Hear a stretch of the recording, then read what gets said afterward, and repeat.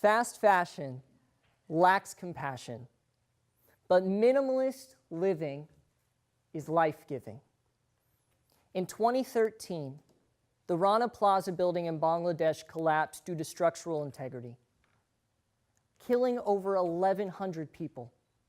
It contained 3 garment factories that were owned by some of the world's largest clothing companies. This is the effect of the fast fashion industry. At the end of my freshman year of college, I packed up my dorm room, all my clothes and my belongings into a couple suitcases, and I flew home to Arizona. When I got home, I unloaded my suitcases into my room, and I was going to put my clothes away. And when I opened my closet, to my surprise, it was already full, filled to the brim with clothing. Clothes that I hadn't worn in years and I wouldn't wear in years. I was overwhelmed, confused, and burdened. See, this is the effect of the fast fashion industry.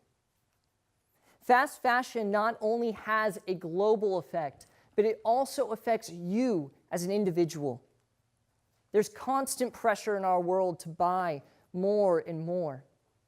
And this pressure is spurred on by social media, celebrity culture, barrage of advertisements, and cheap clothing that convinces you it's okay to buy 5 shirts for $5 each, as opposed to saving up for one nice item. Fast fashion has a negative effect on our world. But we can make a difference in an industry that only causes human injustice, pollution, and unfulfilling materialism. The answer is minimalism. Fast fashion lacks compassion, but minimalist living is life-giving. Wouldn't it be nice to have clothing that not only withstands the test of time in terms of quality, but also in terms of style? Clothes that have a positive impact on our environment and our world as a whole. It's possible. We just have to make 3 simple choices. The first choice, choose quality that will last. We do this because choosing quality is much more important than quantity. We have to rethink our use of clothing from excess to need and necessity. We have to become long-term buyers. The world goes through 80 million items of clothing a year. That is a 400% increase on clothing than 20 years ago. So how do we reduce our waste of clothing? The simple answer is not to waste. And how do we not waste? We buy clothing that will withstand the test of time. We have to search for higher quality items. This may mean saving up to purchase one nice item as opposed to multiple cheaper items that may tear, fade, and you'll have to get rid of. So quality is the first step in a sustainable fashion life. Next, we choose style that will last.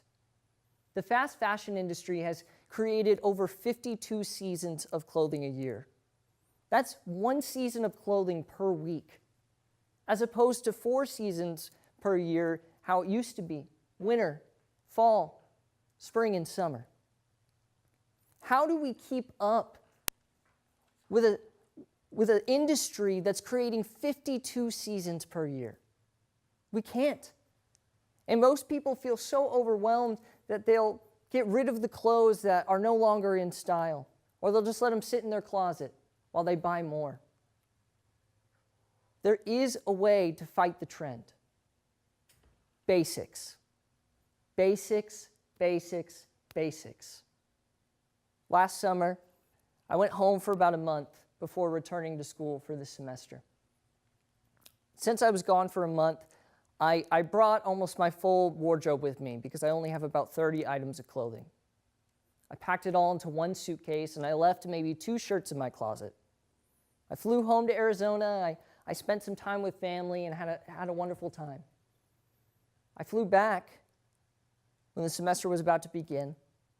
When I got off the plane, I went to baggage claim, and I was waiting at baggage claim for about an hour when I realized something was wrong. They had lost my luggage, my one piece of luggage with all of my clothing in it, minus the shirt I was wearing, the pants I had on, and the shoes I was wearing, and the 2 shirts in my closet. At first, I was anxious, I was worried, I was scared. I had a job that I had to dress well for and class. But then I realized, see, this is a true test of a minimalist. So I didn't fear. I said, okay, I know that I've purchased basic items that will match with multiple things and that I can interchange. It's going to be okay. So 45 days later, I had been wearing the same 3 shirts, the same pair of pants, and the same shoes. But guess what? Nobody noticed. Now, maybe some of you noticed and you just didn't say anything to me. But from what I can tell, nobody noticed. We have to choose style that will last. And that doesn't mean that we have to get rid of our self-expression in fashion and our identity. We can use small accessories and colorful items to bring life to our outfits without having to buy an entirely new outfit. Choose style that will last. So now that we've chosen quality, we've chosen style, we have to start choosing to support ethical brands and creating sustainable shopping behaviors. Choose justice that will last. We do this because it's an active step in acknowledging and responding to the negative effects of the fast fashion industry. And there's a few ways we can do this. The first is by supporting ethical clothing brands. Everlane is a great example of this. They're a larger company that pride themselves in transparency and sustainability. You can even go on their website and take a tour, a virtual tour of all of their factories. Find out about their work conditions. You can even see where your money is going, how they split up the product and the pay. And they even released a new clothing line entirely made out of recycled plastic materials. Companies like this are innovative. They're moving the fashion industry forward into an age of sustainability. There's also an app called Good On You. This app shows you ratings and descriptions of almost every company that you can think of and gives you ethical descriptions of how they're doing, what they're doing. And the last way we could do this is by thrifting. Thrifting is a great option where you can give a garment a second life, as opposed to just letting it be thrown away into a landfill. And although the garments may not be the highest quality, it's a step in the right direction. We have to start using new outlets to bring justice to our world.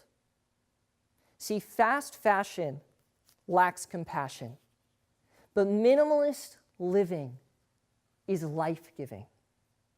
Quality, style, and justice. These are simple steps towards a more ethical and sustainable fashion life. But you may ask me, Jenson, how do I start? When I stared into my closet at the end of my freshman year and felt overwhelmed by what I was looking at, I decided to make a change. So I took the 10 by 10 challenge. Now, this challenge may sound intimidating, but I promise you it is an easy step in showing you how easy it can be to live a more simplistic lifestyle. The 10 by 10 challenge will challenge you to pick 10 items of clothing. So 5 shirts, 3 pairs of pants, a couple pairs of shoes. 10 main items of clothing. And for 10 days, those are the only garments you can wear. You have to mix and match, try out new things. But I promise you it's an amazing step you can take towards a more simple lifestyle. So now, 4 years later, I only have 30 items of clothing.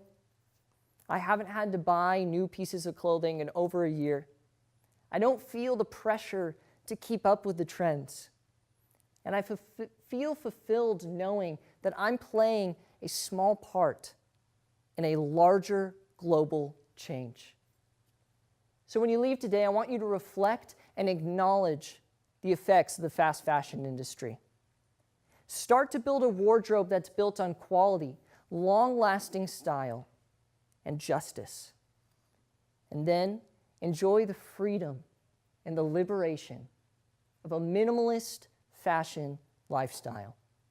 Because fast fashion lacks compassion, but minimalist living is life-giving. Thank you.